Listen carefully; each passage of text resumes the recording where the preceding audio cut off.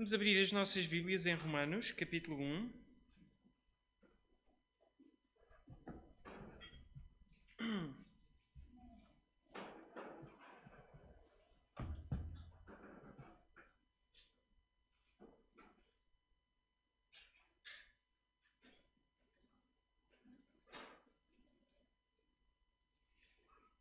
Romanos, capítulo 1, e começa exatamente no capítulo 1. Vamos começar no princípio da carta de Paulo aos Romanos.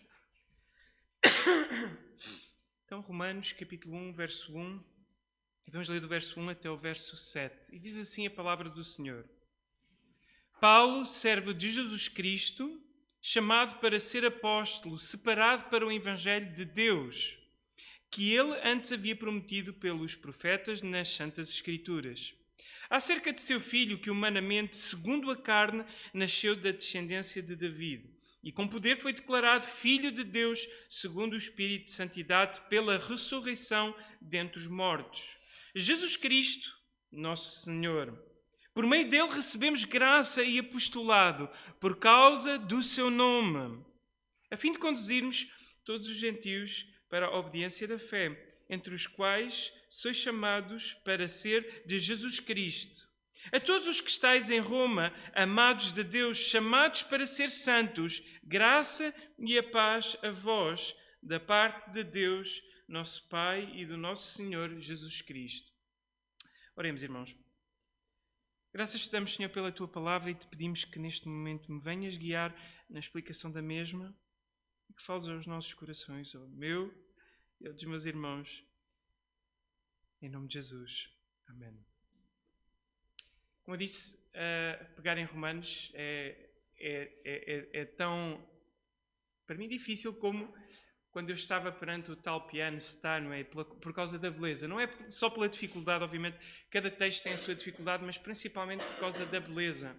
A beleza de Romanos e a profundidade de tudo o que aqui está. É o maior resumo que vocês vão encontrar em toda a Bíblia sobre o Evangelho, sobre aquilo que a Bíblia como um todo nos está a ensinar sobre Deus, sobre o ser humano, o problema como é resolvido entre Deus e o ser humano e as implicações disso para a nossa vida. E Paulo está tão encharcado disto que nós já falámos outras vezes, que eu já vos apresentei, o Evangelho, que até a sua saudação está encharcada de Evangelho.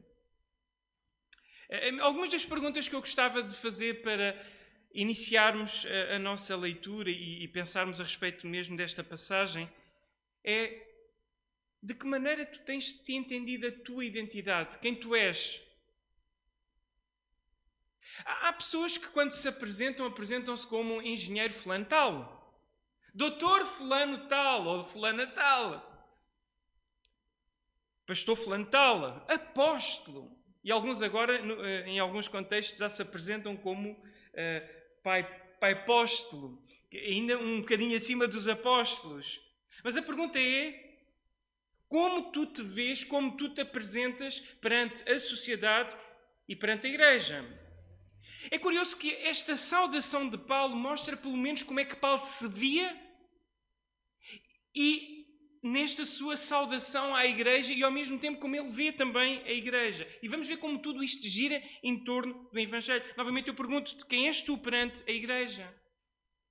Como tu te apresentarias perante uma igreja se te fosse dada essa oportunidade e até mesmo perante o mundo? Porque eu acho que mantém-se igual. De quem és tu? Em torno do que gira a tua vida? E vamos ver isto no apóstolo Paulo. E porquê para mim é importante ver o apóstolo Paulo, sendo que isto era a saudação de Paulo a terceiros? Bem, Paulo algumas vezes, como eu vou ver mais à frente convosco, ele disse em 1 Coríntios 11, 1, sede meus imitadores como eu sou de Cristo. Ou, por exemplo, Filipenses 3,17, caros irmãos, sede meus imitadores e prestai atenção nos que caminham de acordo com o padrão de comportamento que temos vivido. Paulo estabelecia um exemplo para os próprios irmãos com a sua própria vida, assim como eu próprio também, no serviço que eu faço nesta igreja, o procuro me esforçar por o fazer. Então, o exemplo de Paulo naquilo que está certo deve ser seguido. E neste caso, obviamente, temos aqui alguma coisa de muito boa para ver. Sempre que olhamos um texto, a grande pergunta, e vemos isso nos marcadores devocional, é o que é que tu aprendes sobre Deus? O que é que tu aprendes sobre o ser humano? Em particular, nesta passagem, tu vais aprender como o Paulo se via a si mesmo e aos irmãos em relação ao Evangelho, e tudo se constrói em cima do Evangelho. Romanos vai tratar, como nós já vimos, sobre o Evangelho e as implicações, tudo vai girar em torno precisamente do Evangelho, e esta saudação assenta completamente em torno do Evangelho. Bem, eu quero apenas recordar um pouquinho do contexto que nós já vimos em alguns sermões. Paulo está a completar a sua obra missionária na Ásia, e neste momento ele dirige-se a Jerusalém. Ele menciona isso em Romanos 15, 25, para levar ofertas que ele levantou entre Macedónia e a Acaia. E é o objetivo de Paulo, depois de ir a Jerusalém, vir até à região que nós hoje conhecemos como Península Ibérica, e que as vossas Bíblias muitas vezes vão traduzir como Espanha, em Romanos 15, 24 a 29. Então é seu desejo, depois de ir a Jerusalém entregar a sua oferta, depois todo o seu trabalho missionário em torno do Evangelho, a exposição do Evangelho aos gentios na Ásia, é desejo dele ir falar do Evangelho aos gentios na Espanha. Mas nesse interim ele quer passar por Roma. Ele quer passar por Roma porque ele precisa de um suporte missionário. Constantemente, tanto Jesus como os apóstolos, obviamente, precisaram do apoio dos irmãos. Eles não fizeram nada sozinhos, nenhum faz nada sozinho. E então Paulo, depois de ir a Jerusalém, pretende passar por Roma, levantar alguma ajuda e receber algum suporte da parte deles, para então depois rumar a Península Ibérica. Mas ele sabe que esta igreja está com conflitos internos. Há dificuldades. E esta não foi uma igreja fundada pelo apóstolo Paulo. Esta é uma igreja cujo apóstolo Paulo é conhecido apenas de ouvir falar. Ele ouvir falar da igreja e a igreja ouvir falar dele. Muita coisa se dizia de errado a respeito do apóstolo Paulo. Ainda hoje vimos isso em Atos.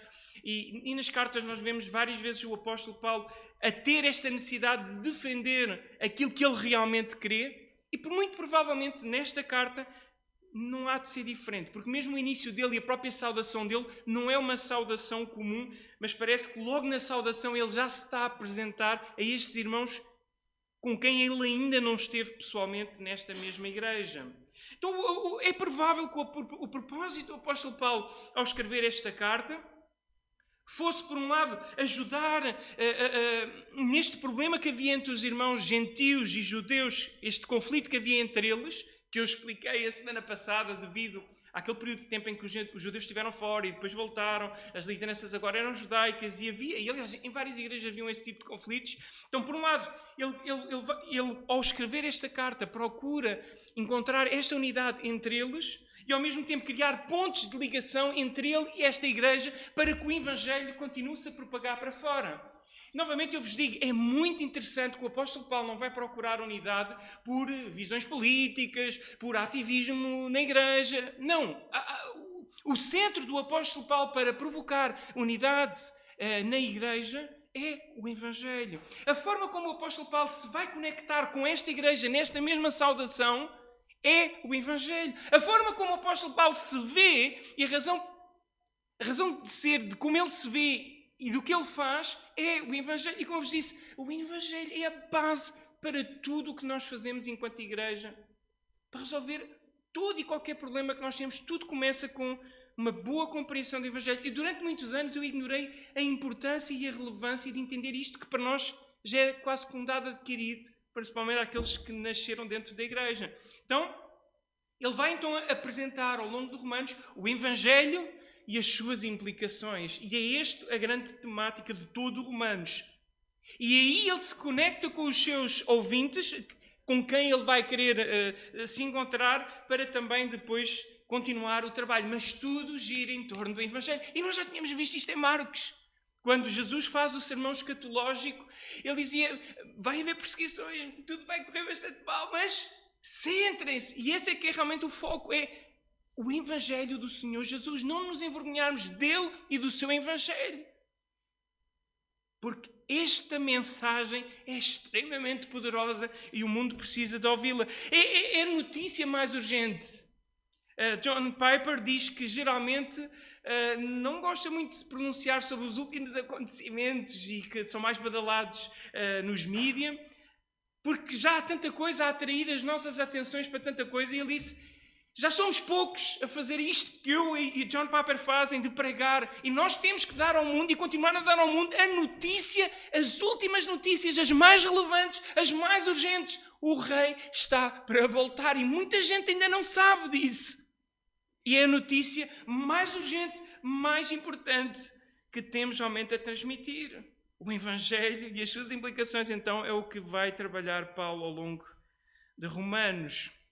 Bem, Paulo começa com uma saudação que não é normal. As cartas tinham um início, tal como as nossas cartas, com um destinatário, ou seja, quem escreve e para quem escreve. Mas Paulo vai além. E se vocês compararem até com outras cartas de Paulo, Paulo é mais extenso da sua introdução. Esta é uma introdução extremamente teológica. Eu vou ler-vos esta introdução e vamos analisá-la como quem descasca uma cebola que vamos tirando partes e vamos aprofundando-nos a olhar o que é que está a acontecer nesta saudação de Paulo. Paulo, no capítulo 1, verso 1, aliás, a carta apresenta-se e ele começa por se apresentar como Paulo, quem escreve, para quem, no verso 7. Paulo, e depois no verso 7, a todos os que estáis em Roma. Paulo podia só ter começado assim, Paulo, a todos os que estáis em Roma, mas Paulo faz uma interrupção e ele começa Paulo, e as seguintes orações todas que vêm a seguir, as seguintes frases todas, até o início do 7, é como com parênteses. E o que vem depois do 7 é como também um parênteses. O primeiro parênteses a respeito de Paulo e a sua ligação com o Evangelho, que vai então ajudar a explicar a ligação que ele também tem com eles por causa do Evangelho e as implicações disso para eles também. Então, Paulo a escrever aos que estão em Roma. Os que estão em Roma são maioritariamente gentios, ou seja, não judeus, tal como nós. Esta carta poderia ser lida ou podia ser dita até de outra maneira. Eu podia me apropriar das palavras do apóstolo Paulo. Seria um bom exemplo para mim, seguindo o exemplo do apóstolo Paulo, e para a minha própria reflexão, e para a vossa própria reflexão, mudarem o nome e escreverem, por exemplo, Filipe, servo de Jesus Cristo, chamado para ser, não apóstolo, lógico, mas pastor da Igreja Evangélica de Seixal. Ou a Brenda, por exemplo, Brenda, serva de Jesus Cristo, chamada para ser testemunha de Jesus, ou qualquer um de vós, separado para o Evangelho de Deus. Qualquer um de vocês são separados para o Evangelho de Deus. Podiam dizer exatamente as mesmas palavras, trocando apenas o apóstolo, porque nenhum de nós é apóstolo. E era uma saudação bíblica e correta.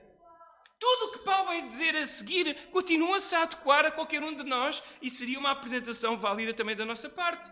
A todos vós que estáis, ou seja, verso 7, no Seixal, seria muito adequado, porque tudo o que está a ser dito a Roma é plenamente válido para nós hoje.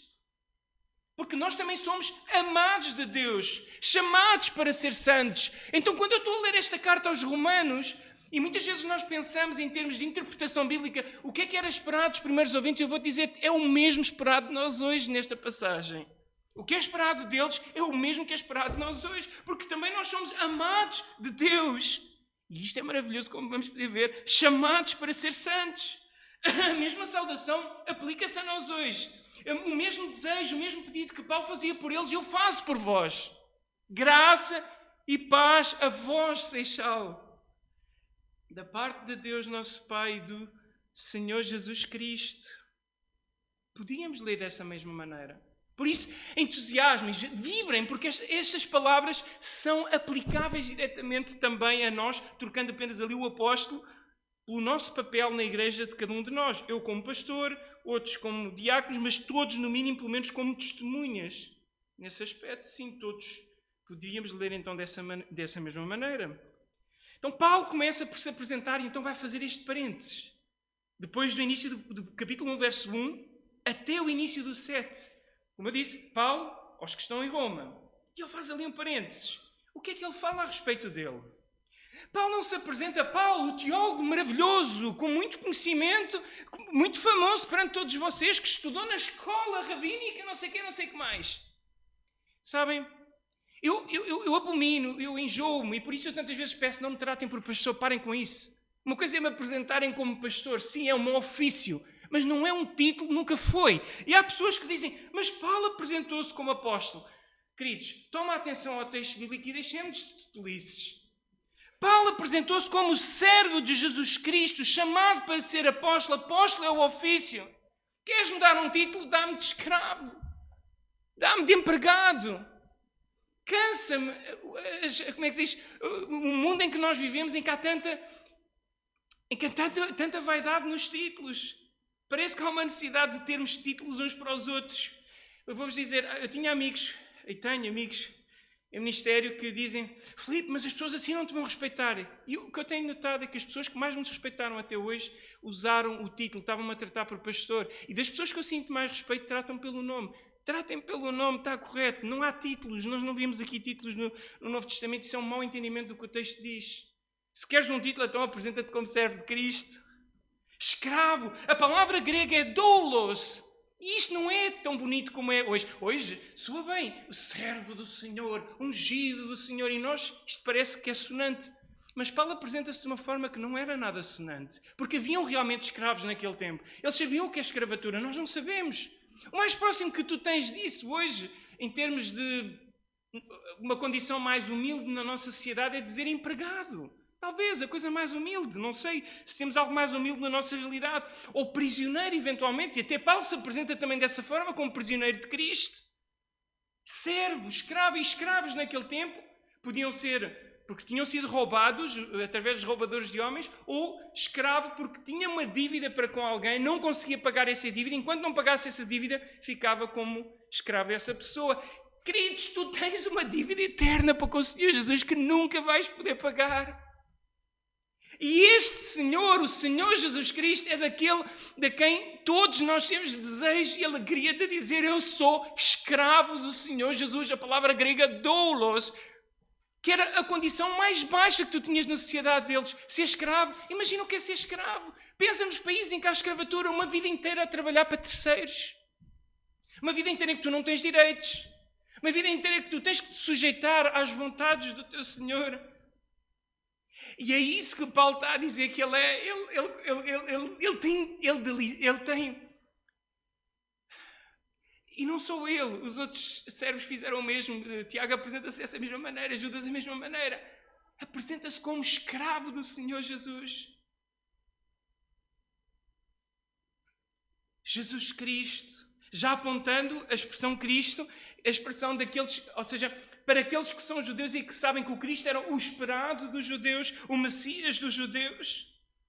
Servo, escravo do Senhor Jesus. Servo à semelhança dos servos do Antigo Testamento. Os apóstolos não, desculpem, os profetas. Também ele agora serve um Senhor, o Senhor Jesus. Chamado para ser apóstolo. Apóstolo hoje soa muito bem. Alguns querem ser apóstolos e está muito na moda. Alguns querem ser chamados por bispo, apóstolo, pai apóstolo e por aí vai. Mas apóstolo era uma coisa tão básica como mensageiro. Usava-se essa expressão para se referir, por exemplo, a um navio enviado. No máximo, ao comandante do navio enviado. Mas é uma coisa muito básica. É um enviado. Mas nós hoje temos essa ideia assinante. Era o ofício dele. Por um lado, ele diz que é escravo do Senhor Jesus. Por outro, ele diz que foi chamado, e neste caso chamado pelo próprio Deus, que é o que vem depois na sua sequência, para ter um ofício, um mensageiro. E sabem, o mensageiro não é o mensageiro que é importante, é a mensagem que ele traz. O que alguém esperava quando vinha um mensageiro da parte do imperador ou do rei, não era um mensageiro que era conhecido ou que era importante. As pessoas estavam ansiosas por saber o que é que o imperador tinha a dizer. O apóstolo Paulo não era importante. Importante era a mensagem que o apóstolo trazia. Por isso, ele se identificava, a sua identidade estava como escravo do Senhor Jesus. E dentro dos escravos do Senhor Jesus, o seu papel é um papel de mensageiro. E mensageiro do quê? Separado para o Evangelho de Deus. Uma expressão muito parecida com a mesma, isto no grego, usada para os fariseus que se consideravam separados e se consideravam-se nata da sociedade. Ele próprio se apresenta assim como separado, mas separado não para um judaísmo morto, mas realmente separado para o Evangelho de Deus. A boa notícia de Deus ao mundo. E essa boa notícia vai girar em torno do seu Filho, Senhor Jesus.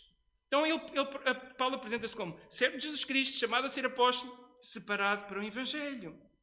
E ele refere-se a todos os que estáis na Roma, amados de Deus e chamados a ser santos. E neste meio, então, ele vai tratar do seguinte, reparem. Separado para o Evangelho de Deus. E vamos ver o que ele vai falar a respeito deste Evangelho de Deus. E vai ser o seu início de começar a introduzir o tema, que vai ser desenvolvido em toda a carta. Separado para o Evangelho de Deus, que ele havia prometido pelos profetas nas Santas Escrituras, acerca de seu Filho. Eu vou pedir um dia ao João para o João vir falar um pouco sobre Isaías, ou então o João vai reservar aí um ano só para falar, ou uns anos só para falar sobre Isaías. Ele anda apaixonado com Isaías, e é verdade, porque Isaías, segundo um artigo de N.T. Wright, e até foi o João que me falou nisto, e eu fui ver por curiosidade, apresenta Isaías como o quinto Evangelho. Porque Isaías, mas não só Isaías, a Bíblia no Antigo Testamento, o Evangelho não é uma inovação de Paulo. E é isso que Paulo vai começar a demonstrar aqui. Bem, Paulo primeiro não está a falar de um Senhor que não tivesse conectado com aquilo que era o judaísmo. Não é um Senhor novo inventado. Não, é o Cristo, aqueles que eles esperavam. Está conectado com as Escrituras antigas. A mensagem, a boa nova que ele está a dizer também não é nova. Na verdade, essa mensagem é tão antiga porque já tinha sido prometida pelos profetas nas Escrituras. E em Isaías vamos poder ver fortemente isso. Mas não só. Começa em Gênesis. Logo em Gênesis, quando Adão e Eva pecaram e há a promessa de Deus em relação a Adão e Eva de que um da descendência de Eva lhe iria ser mordido o calcanhar e ele iria pisar a serpente, já eram indícios dessa apresentação daquilo que seria o Evangelho que iria ser desenvolvido ao longo das Escrituras. Esperança para a humanidade de que haveria um Redentor. Neste caso que nós hoje sabemos, o Senhor Jesus. E essa é a linha condutora, a história da redenção. Como Deus vai resgatar os seus. É antigo, não é uma mensagem nova. O Evangelho não é uma inovação do Novo Testamento. Paulo não está a inventar nada de novo. E Paulo, quando fala para Roma, já se está a apresentar. Atenção, eu não estou a dizer uma coisa nova. O que eu estou a dizer é bem antigo. Está conectado com aquilo que era a esperança dos judeus, o Cristo. Aquilo que a mensagem que eu estou a falar, essa boa nova de Deus, epá, vejam pelas Escrituras, foi prometida há muito tempo, era a grande promessa que nós todos esperávamos. E essa promessa era a respeito de uma pessoa que é apresentada por várias imagens ao longo do Antigo Testamento e que era difícil deles entender que essa pessoa era uma única só. Essa pessoa era um descendente de Adão. Essa pessoa era um filho de Abraão, era um filho de David. Essa pessoa é apresentada a Isaías como servo sofredor. Essa pessoa é apresentada como filho do homem em Daniel 7. Essa pessoa era uma pessoa esperada por muitas vezes e a dificuldade deles era, obviamente, conectar tudo isto. E essa mesma pessoa não é apenas uma pessoa comum, é plenamente homem, mas também é divino, como víamos em Daniel 7. E que era muito difícil de entenderem isso. Mas na teologia de Paulo, na forma de Paulo ver o Evangelho, que não é nova, não é de Paulo, é antiga, ele fala que isso que os profetas falaram no Antigo Testamento era a respeito do seu filho, neste caso o Filho de Deus, porque o Evangelho é de Deus e é a respeito do Filho de Deus. Verso 3. Este Filho de Deus, que é apresentado como Jesus Cristo, no final do verso 4, Nosso Senhor, é a razão pela qual, no verso 5, nós recebemos graça e ele o apostolado. Neste caso, nós recebemos graça e cada um de nós, o nosso papel na igreja, pelo menos somos testemunhas. Verso 2 novamente. Que ele antes havia prometido, neste caso Deus, pelos profetas, nas Santas Escrituras, acerca do seu Filho, que humanamente, ou segundo as vossas traduções, segundo a carne, e segundo a carne vai soar melhor porque vai contrastar segundo o Espírito a seguir, que humanamente, segundo a carne, nasceu da descendência de David e com poder foi declarado Filho de Deus, segundo o Espírito de Santidade, pela ressurreição dos mortos. Ele começa a apresentar a base do Evangelho, porque não há Evangelho sem o Senhor Jesus. Isso é uma compreensão clara de quem é o Senhor Jesus. Pleno homem, pleno Deus. Pleno homem da descendência de David para ser representante da humanidade, poder morrer no nosso lugar e os nossos pecados serem pagos, mas ao mesmo tempo só Deus salva, só Deus nos poderia salvar. o mesmo que criou os céus e a terra, por meio dele tudo foi criado, por meio dele tudo é sustentado, é por meio dele que tu também és salvo, porque ele é Deus. Então ele é apresentado como humanamente nasceu da descendência de David e com poder foi declarado Filho de Deus, segundo o Espírito de Santidade, pela ressurreição dentre os mortos. A grande evidência que nós vimos na ressurreição, de que tudo o que Jesus disse era verdade, porque a predição dele a respeito da sua ressurreição cumpriu-se, e o maior dos sinais de toda a vida do Senhor Jesus é que sim, os mortos vão ressuscitar e não mais vão morrer. Não é apenas uma ressurreição como as outras, em que voltam a morrer, mas de facto ele não voltou a morrer. Segundo o Espírito de Santidade, o mesmo Espírito que Jesus, depois da ressurreição, voltando para o Pai, envia para nós e nos santifica, é o mesmo que realmente pelo qual Deus trouxe Jesus à vida, e isto é um mistério muito grande, não vou estar aqui em grandes pormenores para compreender exatamente como é que isto aconteceu. Mas reparem, este é um evangelho que assenta na natureza clara de quem Jesus é. Esta coisa que às vezes dizem, isso teologia para os teólogos, isso teologia faz-nos, ou doutrina, faz-nos desviar. Não precisamos, nós só precisamos é do evangelho. Queridos, não temos evangelho sem doutrina, não temos evangelho sem teologia, não temos evangelho sem uma compreensão de quem é Deus. Teologia tem a ver precisamente com a compreensão, olhando as Escrituras, a compreensão que nós conseguimos ter sobre quem é Deus. E Jesus, tu tens que saber exatamente quem Ele é. Porque se Ele não for exatamente como Ele é descrito em Romanos, tu estás a querer noutra coisa, mas não naquele que te salva. Então este Evangelho é acerca do Filho de Deus, que é da descendência de David, mas é pleno Deus, pleno homem, pleno Deus, e é nosso representante. E Paulo vai-te explicar isto muito melhor mais à frente, vai desbravar, isto é apenas a introdução, que o une a eles. Verso 5, por meio dele, neste caso do Senhor Jesus, o Filho de Deus, o Cristo, aquele que é esperado, que foi o que nós já vimos atrás, por meio dele recebemos graça e apostolado. Por meio dele todos nós recebemos graça, porque a tua salvação é graça, e tudo o que tu podes fazer na igreja, mesmo que não sejas apóstolo, nenhum de nós é apóstolo, seja pastor, seja diácono, seja testemunha, seja apenas ser filho de Deus, é unicamente por a graça, e é por meio do Senhor Jesus. E queridos, isto não gira em torno de nós, isto gira em torno dele. Reparem com atenção o verso 5.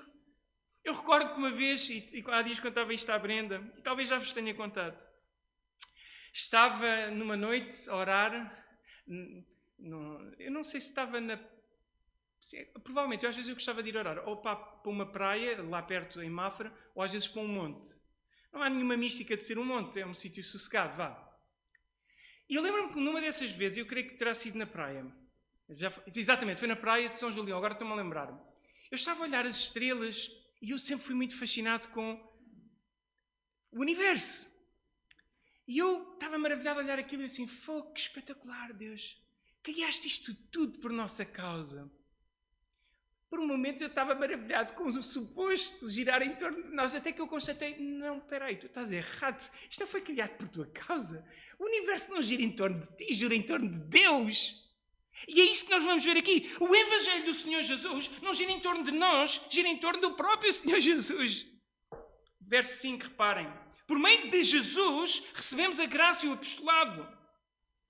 Porquê? Por causa do seu nome, a fim de conduzirmos todos os gentios para a obediência da fé, entre os quais sois chamados para ser de Jesus Cristo. A finalidade e o propósito, e este apostolado do apóstolo Paulo, era conduzir nós, que não somos judeus, à obediência que vem da fé. E aqui há algum debate sobre o que é que isto significa, mas claramente nós vemos pelas Escrituras, não há fé, ou seja, uma fé que não tem obediência não é uma fé verdadeira. Tiago explica bem isso. E a fé está sempre ligada, ou seja, a obediência está sempre ligada à fé como um resultado da fé que nós temos. Então, está muito bem esta tradução, conduzir os gentios para a obediência da fé. Obediência, fruto da fé que dizíamos ter e que temos. Entre as quais sois também chamados para ser de Jesus Cristo. Mas o que é interessante é que o ponto central aqui não é apenas a nossa salvação, nem apenas a nossa obediência. O ponto central aqui é um ponto que era central no Antigo Testamento, por causa do seu nome. O nome de uma pessoa em tempos antigos, como eu já vos disse muitas vezes, trazia consigo a reputação de uma pessoa. E o que aqui está a ser dito é por causa da reputação do Senhor Jesus. E isto não é novo. A reputação de Deus é o mais importante nas nossas vidas, mais importante até mesmo que a nossa salvação. Nós somos salvos para a sua glória, vês em Efésios capítulo 1. Nós fomos criados para a sua glória, também vemos. Mas se tu fores a Ezequiel 36, 22, uma das minhas passagens favoritas, vais notar precisamente esse choque. Que curiosamente eu acho interessante, por exemplo, a Bíblia.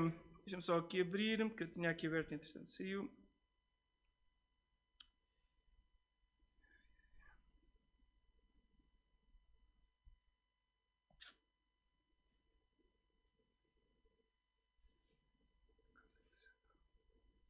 Okay. Ezequiel 36, 22.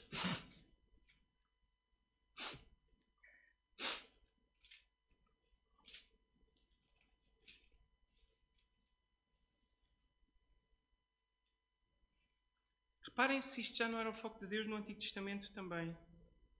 E vai culminar na oração do Pai Nosso. Eu já vos disse isto muitas vezes. Não é nada novo. Portanto, diz à casa de Israel, assim diz o Senhor Deus, ó casa de Israel, não é por tua causa ou por amor de ti, depende das traduções, não é por tua causa que faço isto. Isto o quê? A transformação que Ele vai executar nos corações deles, de salvação, como executou no meu e no teu coração.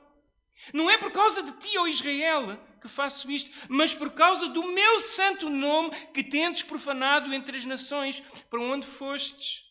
E eu santificarei o meu grande nome que foi profanado entre as nações, o qual foi profanado no meio delas, e as nações saberão que eu sou o Senhor, quando eu for santificado diante delas, diz o Senhor Deus. O primeiro ponto na oração do Pai Nosso, qual é? Pai nosso que estás nos céus, santificado seja o teu nome. A prioridade na tua vida, a prioridade no Evangelho, a prioridade em tudo isto, sempre é a glória de Deus, a reputação de Deus. Por causa do seu nome. Por meio dele recebemos graça e apostolado. E o ponto central é por causa do seu nome. A fim de conduzirmos os gentios para a obediência da fé, ou seja, a fim de conduzir a igreja do Seixal a serem obedientes, uma obediência, não uma obediência que vem por uma mera tentativa humana de ser obedientes como uma tentativa farisaica. Eu já tentei isso muito pela minha própria capacidade. Não, é uma obediência que vai além disso. É uma aliança que vem da fé genuína. E isso vai ser trabalhado depois também mais à frente. Uma obediência fruto desta fé que nós temos. Entre as quais também sois chamados para ser de Jesus Cristo. O escravo a chamar outros a serem escravos. Mas escravos de alguém que temos grande honra e prazer de poder ser chamados escravos. Entre os quais também sois chamados. Ele tinha era um chamado para ser um mensageiro, como nós vimos no verso 1. E ele agora diz que nós também somos chamados. Chamados para quê? Para ser de Jesus Cristo. Propriedade dele. Somos dele. E então terminamos. Verso 7. A todos os que estáis em Roma, amados de Deus, a mesma expressão muito parecida que aparece muitas vezes no Antigo Testamento, referindo-se ao povo de Deus. E esta expressão de amado de Deus tem a mesma força no contexto da aliança no Antigo Testamento e também no Novo, de eleitos de Deus. E ele vai desbravar isso em Romanos. Escolhidos de Deus. Não porque éramos bonitos ou porque éramos bons, porque Romanos vai mostrar claramente isso. Nós não éramos de todo assim, mas porque fomos escolhidos, fomos amados. E ele vai mostrar mais à frente, sem haver nada especial em nós, e isto é extraordinário. A todos os que estáis, agora podíamos aplicar no Seixal, vocês que são amados de Deus, ou seja, isto implica muita coisa, foram escolhidos, foram eleitos, chamados para o quê? Para a vossa bela carreira. Não tem mal ter uma boa carreira. Para os vossos próprios deleites. Não tem mal ter alguns deleites desde que glorifiquemos a Deus e não corremos atrás disso como sendo prioritário na vida. Não. Chamados para seres santos. Santos como Deus é santo.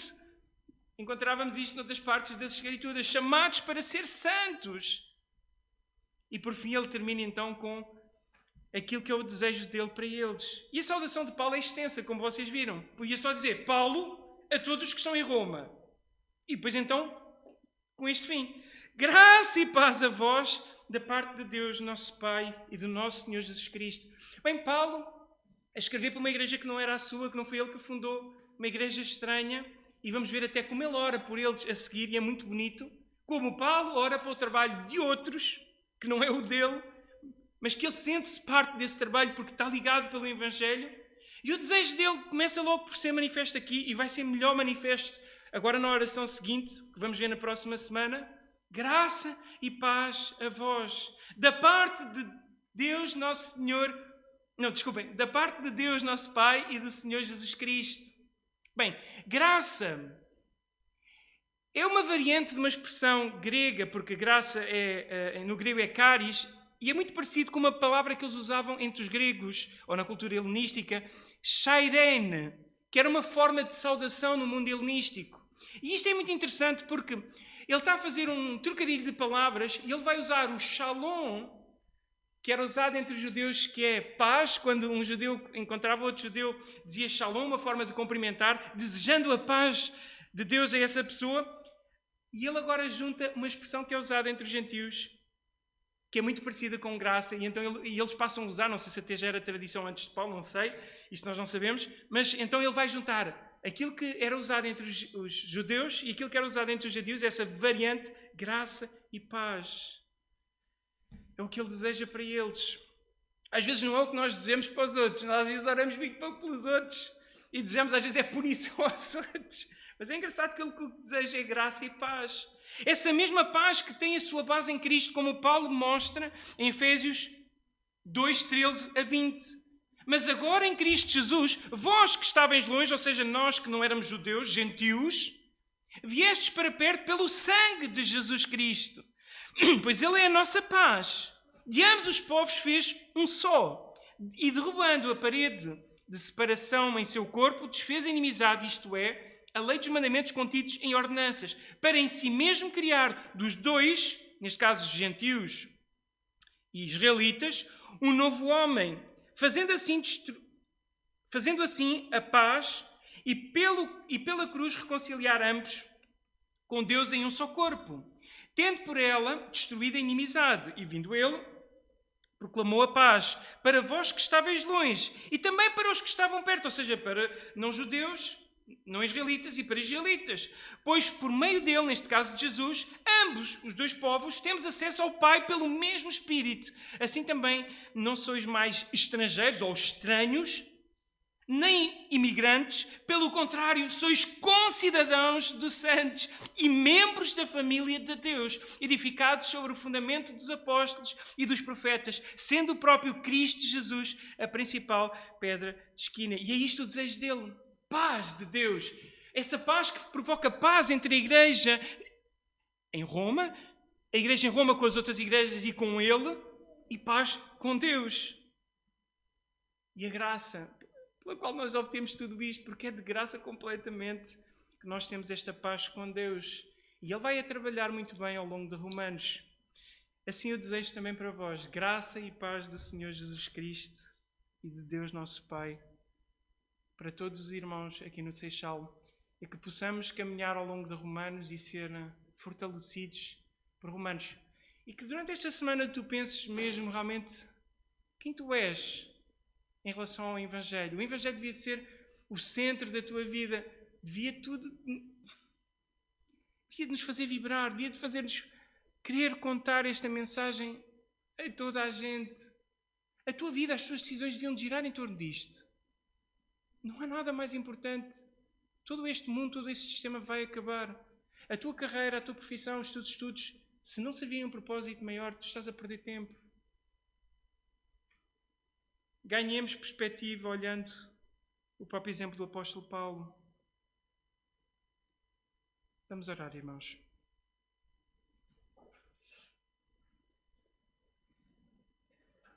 Graças te damos por esta tão maravilhosa carta do apóstolo Paulo. Obrigado, Senhor, porque nos dás a oportunidade de podermos olhar estas palavras, nos deleitarmos com elas, podermos aprender com elas, Senhor. Dá-nos esta humildade que havia no Paulo de se apresentar como um escravo do Senhor Jesus. Ajuda-nos a não ter estas pomposidades a encontrar a nossa honra, a nossa dignidade, não em coisas que nós fazemos ou somos nesta terra, mas na dignidade que tu nos concedeste como teus servos, chamados por ti, teus testemunhas, teus filhos, filhos amados, como nós vemos nesta passagem. Ajuda-nos, Senhor, a ter esta consciência de que não somos mais de nós mesmos, mas somos teus, e é tão bom ser de um Senhor tão bom. Deste Senhor nós nunca nos queremos livrar. Deste Senhor nós temos o privilégio de poder dizer somos escravos com todo o gosto e com todo o prazer, para sermos-te obedientes. Perdoa-nos porque ainda tanta nossa carne nos inclina à desobediência, mas oro, Senhor, que pelo poder desta mensagem maravilhosa que nós vamos estudar ao longo de vários sermões que vemos em Romanos, suscita em nós, Senhor, fé que nos leva a esta obediência que vem de uma fé genuína, Senhor. Fortalece a nossa fé pela Tua Palavra, nós te pedimos, Senhor. Vem guardar cada um de nós no regresso aos nossos lares. Ajuda-nos a crescer em Ti, na meditação da Tua Palavra, na oração, na comunhão uns com os outros e no falar de Ti aos outros sobre esta mensagem tão maravilhosa, em torno do qual o apóstolo Paulo girava a ponto de estar disposto a morrer por ela. Sabemos que esse foi o apelo que Jesus nos fez. Ajuda-nos, Senhor, a seguir e a responder afirmativamente a esse apelo, a estarmos dispostos a perder a nossa vida por amor a Jesus e ao Evangelho, tal como Ele nos disse em Marcos 8. Graças te damos por tudo, em nome de Jesus. Amém. Vamos ter um momento só de pós-lúdio.